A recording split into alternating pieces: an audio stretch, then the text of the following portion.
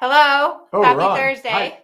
Okay. It's 6:00. We're on. We're as on time. always. Yes. Timely this day. We were discussing the weather. It's a bit chilly So- and rainy here in California. We have some wetness. Yes. But we need rain because it's been on fire and burning up and hot and windy. So we're a little bit enjoying the rain. Yeah, the rain's fine. Yes. Plus, we get to pull the tarps up tomorrow, so we'll ride in the afternoon. Tonight's topic is multifaceted. Tonight we're going to be talking about relationships with each other and our horses. With animal and people related, or people and All people? of the above, because Okay. I think they're different and the same. So we're going to be talking There's about some overlap. yes, relationships. We are going to also be talking about bend and turning, since that is this week's YouTube video. So if you have any questions about bend or turning and you're watching here live, please put them in the chat. We are going to be talking about Herman's new horse. Maybe we should start with that. Would you like to tell us the exciting news of this week? The horse that I tried in October, I think it was, finally got to the barn yesterday. I went and I picked it up in Templeton, which is in Central California, because that's where the quarantine was. And the quarantine is 2 weeks, except that because something had happened with the certification program process in December, flights got changed, and my horse got to quarantine on a Saturday. And Saturday and Sunday don't count because government agencies aren't open. Also, Martin Luther King was after that, so the first 3 days of the quarantine didn't count. So her 2 weeks was actually 17 days. But she's arrived. But and she's arrived and she's safe. And how's she doing? She's good. She's settling in. Yes. She's settling in. And I lunged her this morning, and I took her out in the afternoon. I put her in the turnout there. She ran around a little bit. And what's her name? Violina. And what color is she? You get 3 guesses, and the first 2 don't count. She's a chestnut, like all the other horses we have. And how big is she? I'm not entirely sure. I have trouble looking over her. She's very big. That was like so everyone I think 17.3. I think she's 17.3. Yeah, everyone at the barn was like, she's huge. So it will be exciting. She's 5 this year. Yeah, she turned 5. She's already, she's shown, she's trailered. So she was well started. So it's just going to be easy to step in and get going. Yeah. But it's always exciting and a little scary to get a new horse, and especially a young horse. But I think that's always really fun if you can get them when they're young and then develop them up through the levels. Like I got Kensington when he was 5 and he's 10 now. So it's been fun. Yeah, it's the journey. Yes. I like making the relationship. And when Carolyn had asked, she goes, "Oh, does she trust you yet?" I'm like, she doesn't know me from Adam. So. Yeah, but I think horses sense you. Like they have an impression of you. It's just like you judge people rather quickly. Yes, I do. As do the horses. They size you up. Let's say it that way. And they size you up quickly. And they can right away, they can sense when you take them out of the stall, just your body language and your presence, they know. They know. So maybe she doesn't know that you're her person yet, but she knows that okay, you take her out, you lead her around, you're pretty confident. Yeah, she's all right as far as that goes. Yeah. Yeah. But I'm not going to get her over any hard things just yet. She doesn't trust me enough for that. Oh, Betsy wants a picture. Let's see if I have one on my phone. We put her next to Mercurio, who's the gray PRE that you've probably seen on my videos. And they were having a total love affair. They were kissing each other. I only have a video, which I don't know how well what about the picture where I went up there? You might be able. There's her and Harvey. Her and Harvey were meeting each other, and she's really sweet because most times mares, they squeal anytime a new horse comes up, and so I brought Harvey over, and they were just sniffing noses, and they didn't squeal or they didn't do anything. But she's big and she's a chestnut, and I told her mom that the caveat was that she was going to have to be on a lot of videos. So we have a new video horse. I'll be doing, what is it? What is that pod thing you do?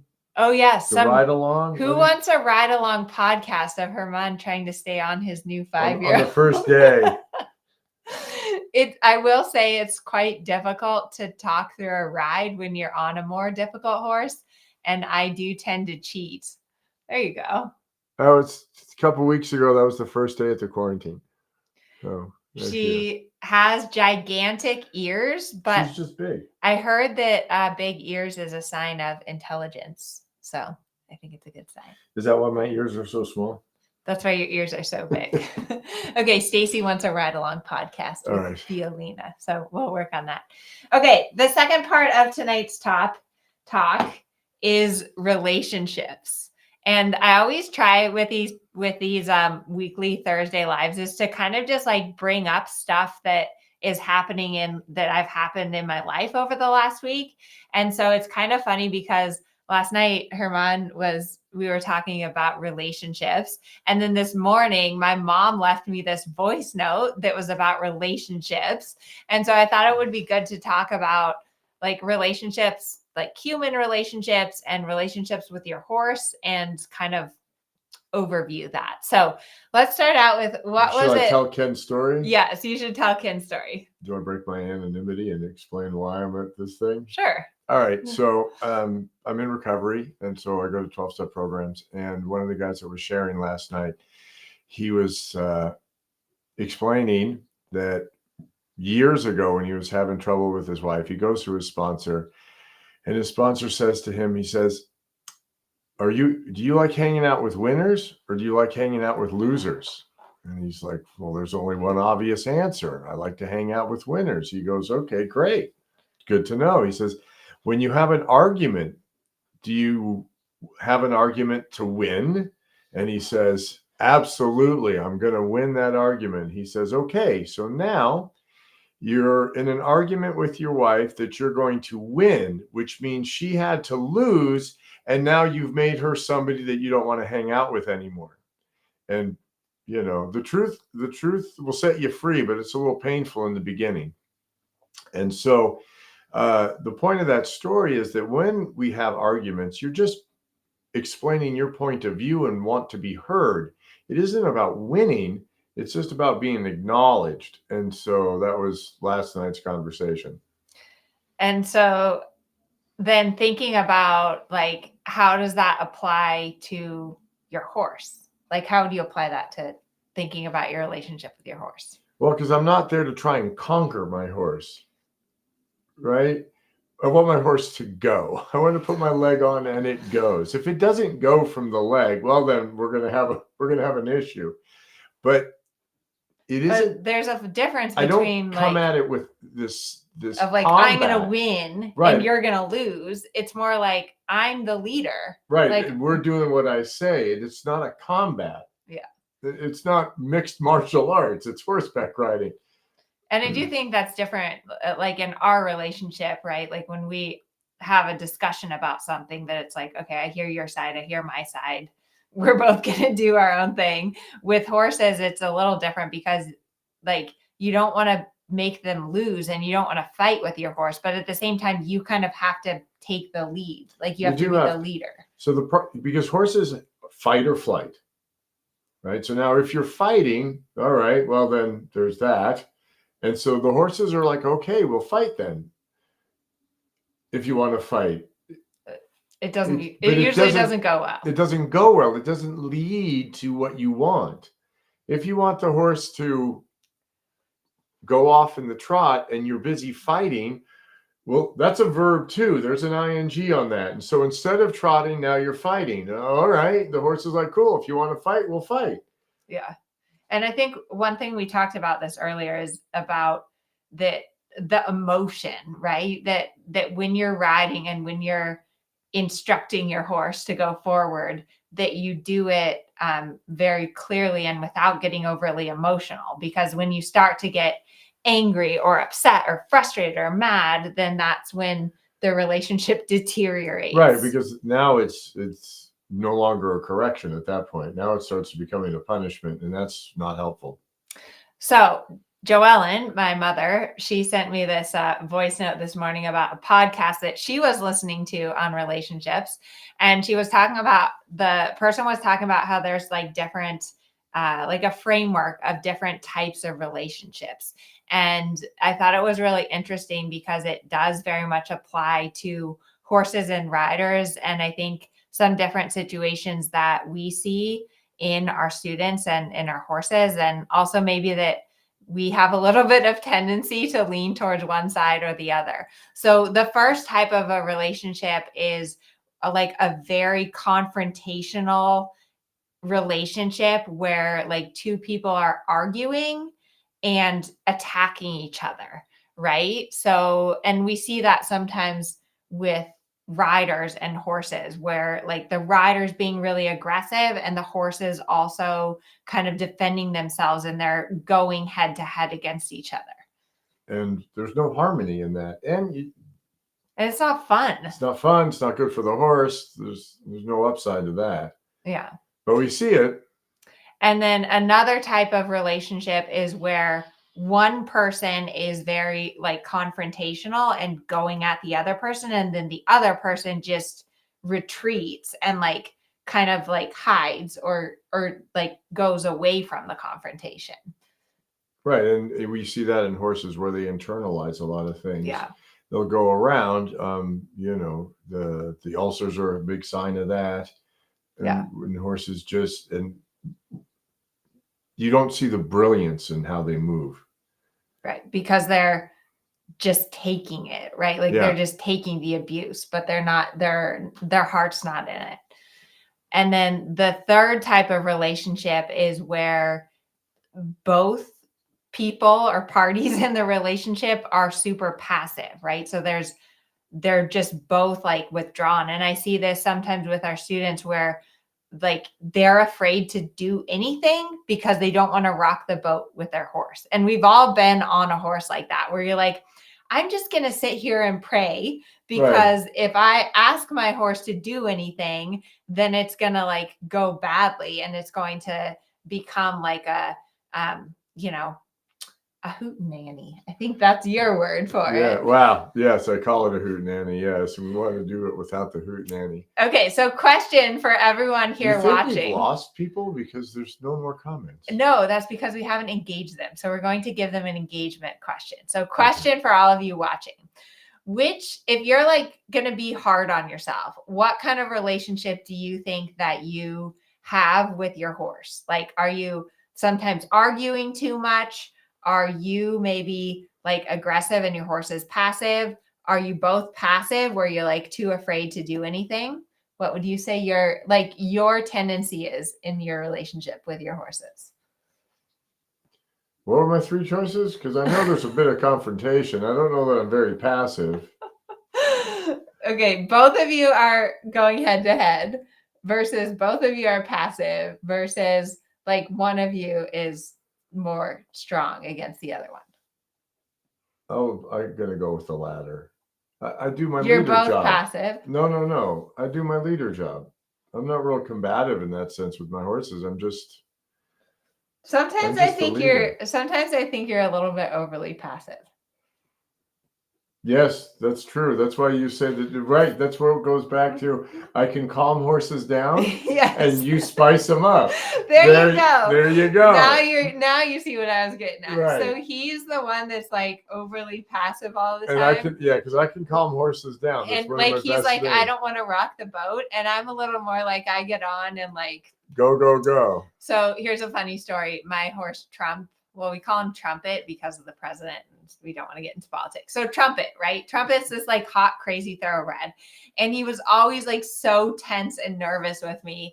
And I was so frustrated. And so I had Herman ride him. This was like at the beginning of our relationship when we were first dating.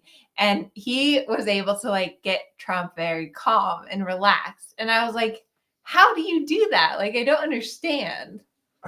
Well, especially since I'm kind of loud and big. Yes.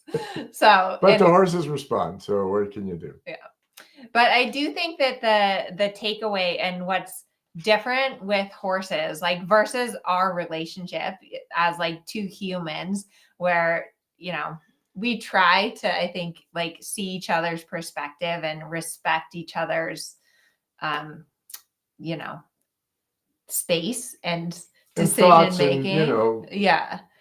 But the relationship with your horse is more of a leader, right? Like the relationship with your horse is more like you're the parent, or you're in charge of the company, or you're the boss.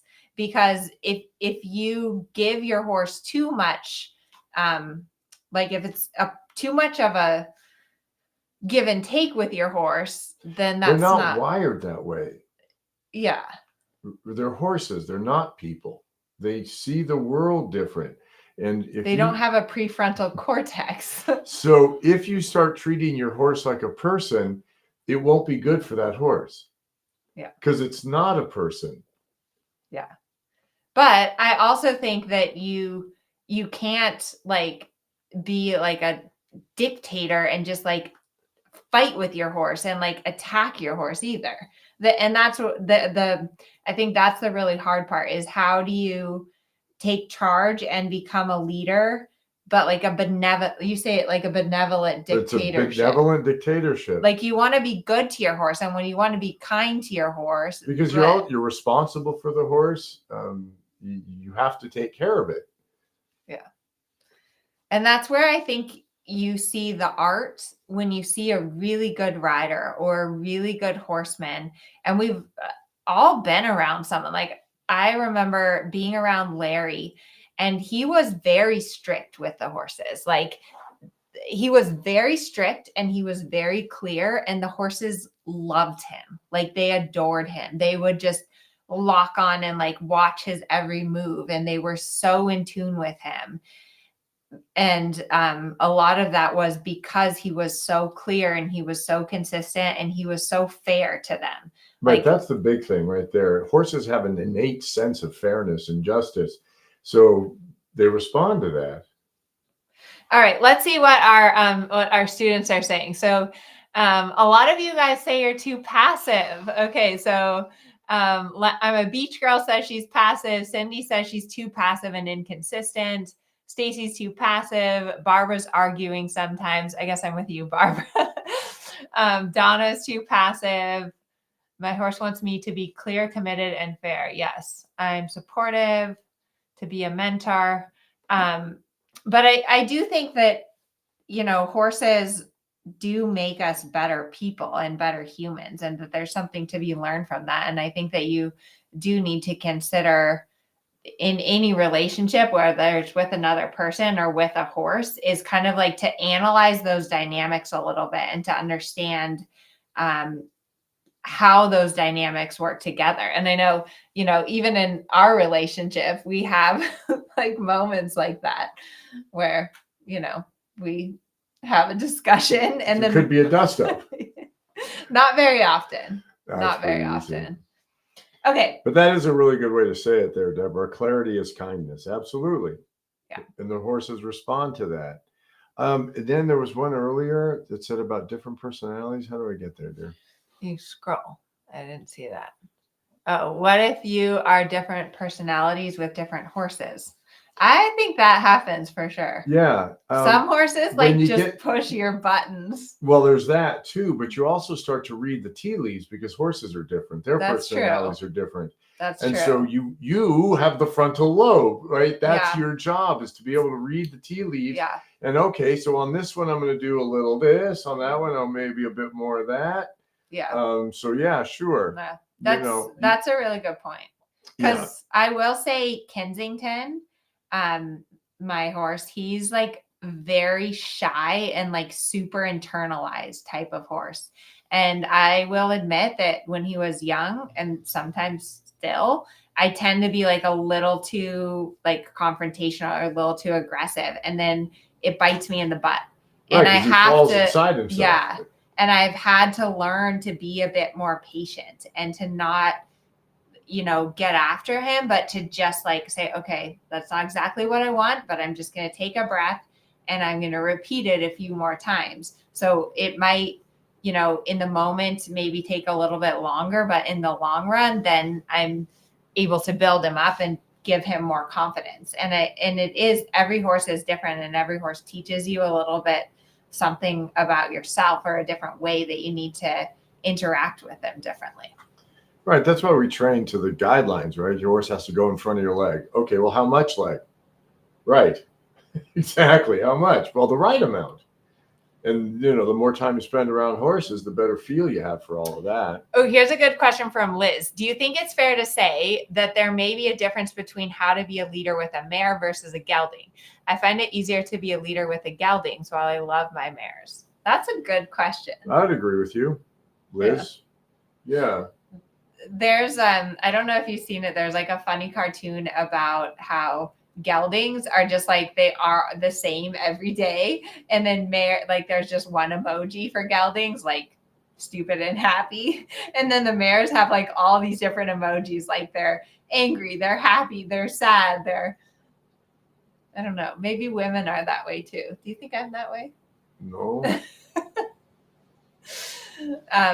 But I definitely do think I tend to ride mostly geldings. I've ridden a few mares, but it depends. I think you still just have to be consistent and fair.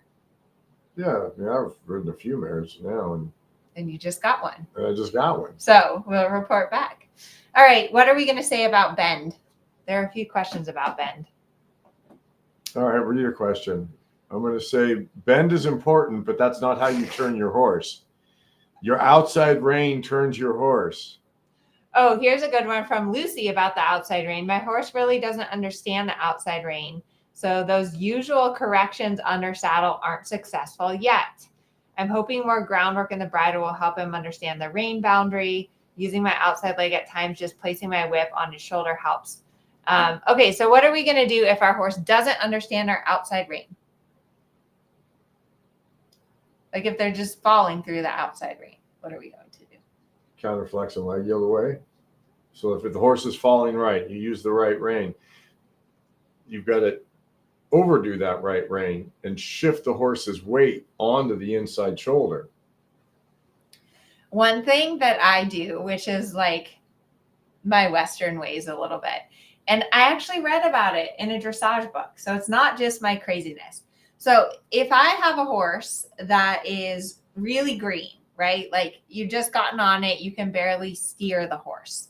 What I do is I just wiggle around and do like random serpentines until the horse gets between my eights. So let's say you're turning left and your horse is like falling out to the right, like drifting out to the right, and you can't get them through the right side.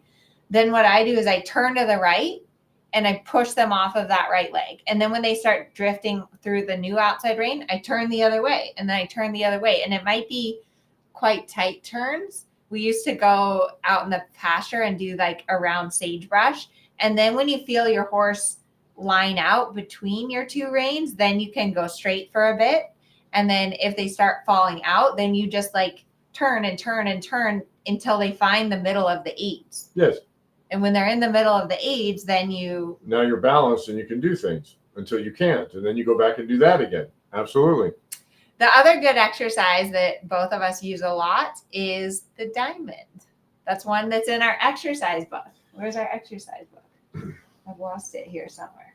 Explain the diamond while I find our exercise book. As opposed to riding a circle. Yes. Right, because all corrections are written straight and forward.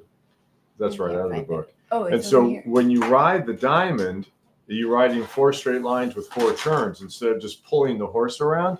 And when you ride that straight line, then you can ride the horse back to front onto the bit. And it helps to get rid of that drifting through the outside which is that shoulder. Inside rein is incessant. Here's the diamond. Hopefully you can see it. There you go. There's the diamond. And it'll always end up looking like a circle because the horse has 4 legs. Okay. Next question. How do you know if you have the correct bend and not have their shoulder pushed out? That's a good question. How do you know if you have the correct bend? Well, that's the alignment. So that the hind legs are following in the path of the front legs. Other words, the pole's in front of the shoulder and the shoulders in front of the haunches. And all of that is on the line of travel, which means you have to look up and look where you're going. So if you look at your mark, you look through the horse's ears and you look at the mark, you know if the shoulder's on that line, you know if the haunches are on that line, and you know if the horse's head is on that line. Yeah. And so on a curved line, you know where the line of travel should be because you're looking at your circle marks and you know, oh, wow, the shoulder's fallen off that line. Oh, the head is too far to the inside. The shoulders are off the line, but the haunches are on the line. It's about the horse's alignment. So I think that just by setting out cones, riding accurate circles, looking up, the other thing that will help you understand if your horse is bending is if you can make a circle without the tempo changing. Because often if your horse isn't bending correctly, they'll slow down or speed up when you go onto a circle. So, just making sure that you're getting to your touch points and that you have that correct tempo, and then also that you can see a little bit your horse's inside eyelashes. I think that's a good, like when you look down at your horse's neck should be curving onto that circle line. Your horse should be looking where they're going.